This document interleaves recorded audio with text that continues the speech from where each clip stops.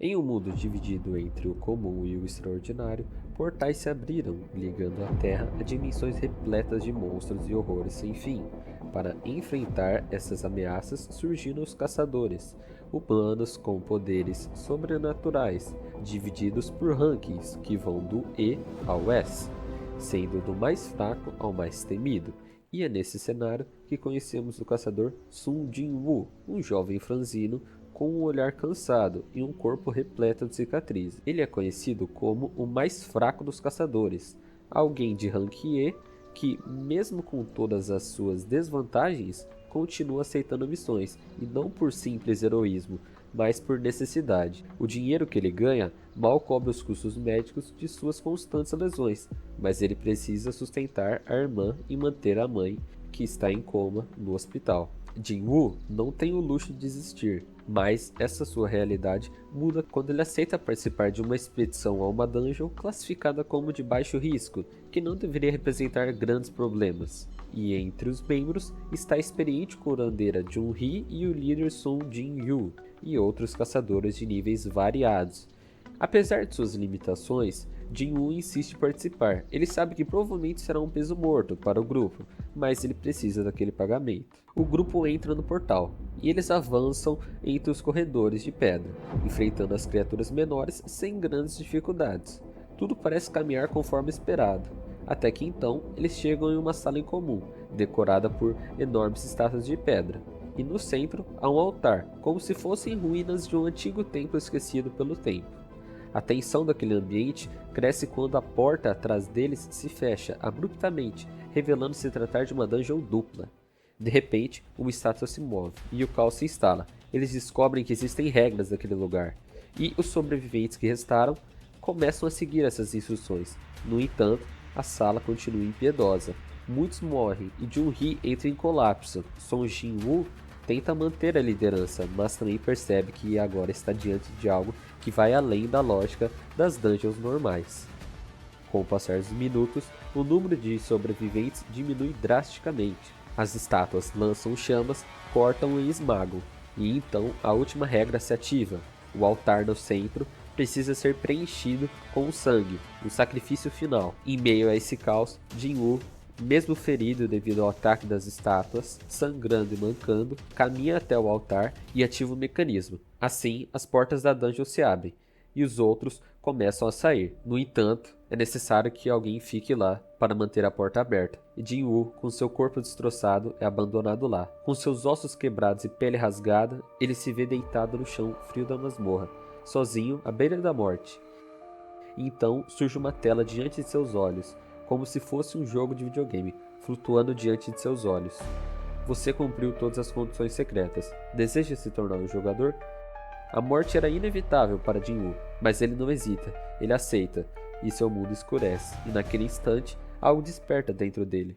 Ao acordar, Jin-woo se vê deitado numa cama de hospital, totalmente curado, sem nenhum ferimento. E ele percebe que algo mudou. Ele agora possui acesso a um sistema invisível, como se fosse dentro de um jogo, com missões diárias, penalidades e recompensas.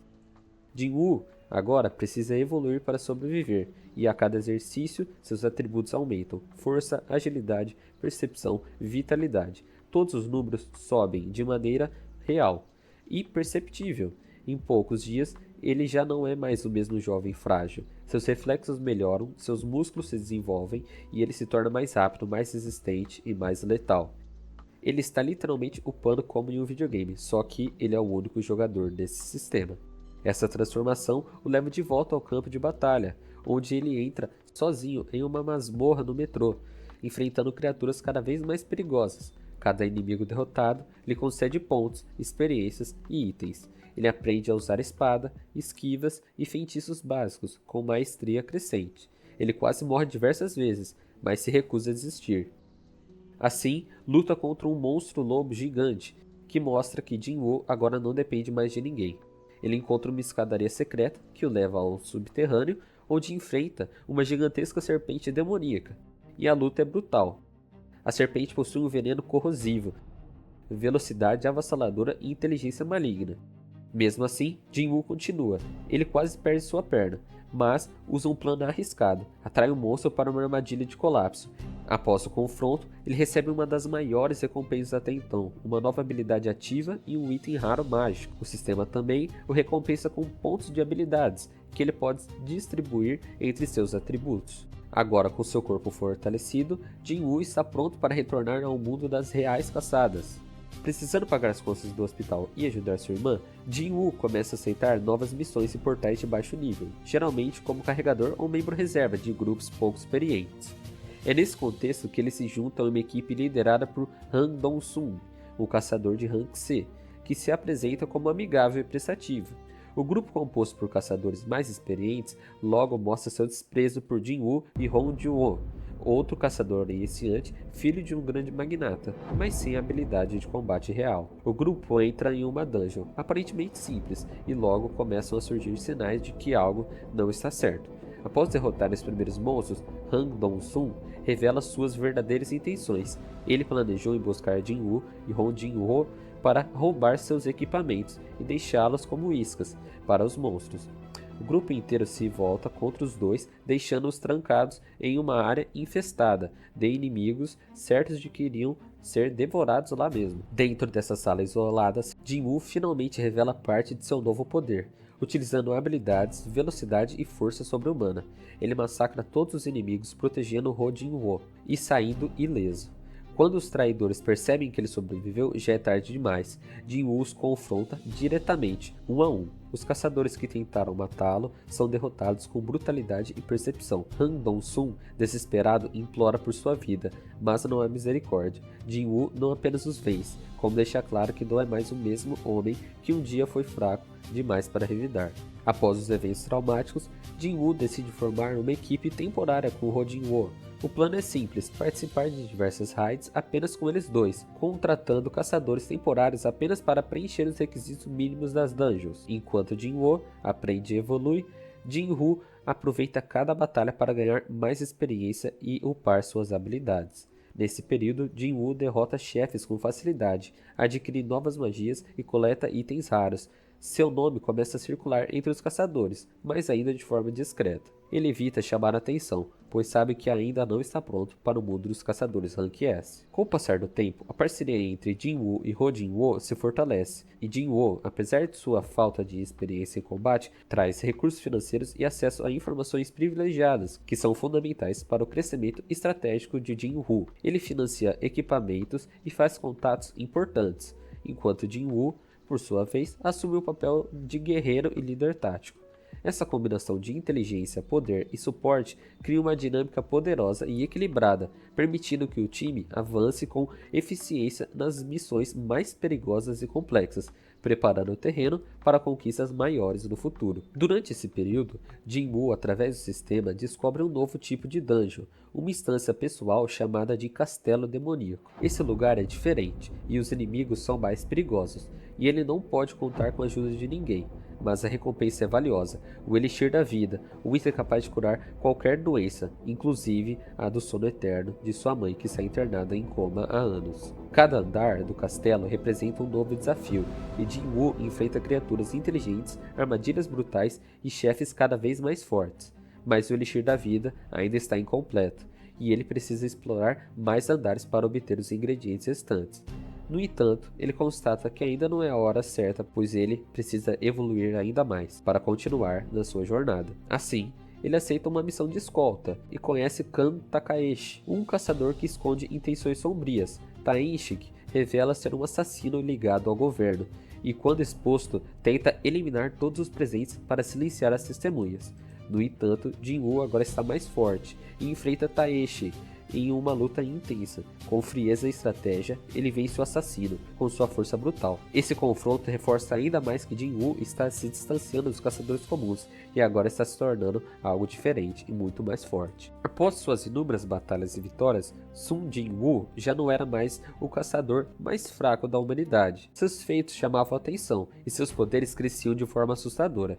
E o sistema, que até então o guiava com tarefas e recompensas, agora o coloca diante de um novo desafio, a missão de mudança de classe. Uma missão sem volta, de dificuldade extrema e que prometia desbloquear algo muito além da simples elevação de status. Assim, Jin-Woo aceita e é transportado para uma dimensão desconhecida, onde precisa enfrentar uma série de inimigos poderosos em sequência, incluindo cavaleiros sombrios e magos.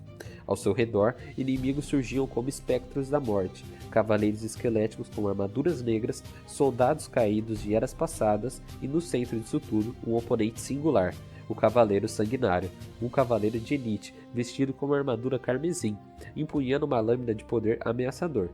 A batalha contra o Cavaleiro Sanguinário não foi apenas física, foi psicológica, pois ele não era apenas forte, ele era implacável. Seus ataques vinham com uma precisão cirúrgica, como se antecipasse cada movimento de Jin-Woo. Durante a luta, Jin-Woo teve que explorar o máximo de suas habilidades recém-desenvolvidas, a aceleração de movimentos, leitura de padrões de combate, regeneração rápida e o domínio do sistema de combate em tempo real. Cada golpe trocado era uma dança entre a vida e a morte. Em diversos momentos, ele foi derrubado, sangrou e teve que lutar para se manter consciente, mas algo nele havia mudado. Desde aquele primeiro dia na dungeon dupla, ele não queria mais desistir e, acima de tudo, ele já não era mais aquele homem fraco de antes. Após uma das lutas mais incríveis do anime, Jin-Woo derrota o Cavaleiro Sanguinário, um feito considerado praticamente impossível para um caçador normal. Jin-Woo mal teve tempo de respirar antes que a próxima onda de inimigos surgisse. Mortos-vivos de elite, dezenas deles, surgiram ao seu redor. A missão final de mudança de classe exigia não apenas força, mas também resiliência e comando. Ele teve que enfrentar hordas e hordas de guerreiros reanimados que o atacavam incessantemente. Mas o sistema ofereceu a ele uma escolha de mudança de classe. Então, Jin-Woo, após aceitar, foi escolhido como o Monarca das Sombras, uma nova classe única jamais vista antes. O sistema reconhecia nele não apenas força física, mas a capacidade de controlar a morte, de comandar um exército das sombras, e agora os inimigos que ele derrotava poderiam ser reanimados como seus soldados. E o primeiro de todos foi aquele que quase o matou, o Cavaleiro Sanguinário, que agora não era mais seu inimigo, mas sim o seu fiel escudeiro, Ygritte, do novo monarca. Essa transformação marca um ponto sem retorno para Jin-Woo, pois agora ele pode reviver monstros e caçadores mortos como soldados das sombras, tornando-se um exército ambulante. Ygritte foi o primeiro de vários outros. Ao mesmo tempo que Jin-Woo evoluía, descobrimos que uma nova ameaça ainda maior se aproxima, os monstros da ilha Jeju, liderados por formigas gigantes, altamente evoluídas. Essa ilha, localizada ao sul da Coreia, já causou a morte de dezenas de caçadores, e nenhuma expedição retornou com sucesso. A Associação dos Caçadores agora planeja uma nova invasão, reunindo os melhores caçadores Rank S do país. Jin-Woo observa de longe, pois sua jornada é individual, mas sabe que o caos se aproxima.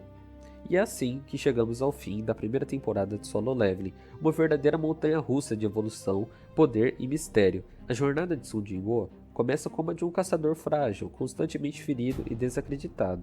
Mas diante do perigo, da traição e da dor, ele foi moldado. Cada missão completada, cada inimigo derrotado, cada sombra conquistada foi mais um passo na construção do caçador mais forte que o mundo já viu. E agora eu quero saber, qual foi o momento mais marcante da primeira temporada para você? Comente aqui embaixo, e se curtiu desse review, já deixa o like, se inscreve e ativa o sininho para não perder os próximos vídeos. E lembre-se, nunca subestime o mais fraco, pois ele pode ser o próximo monarca.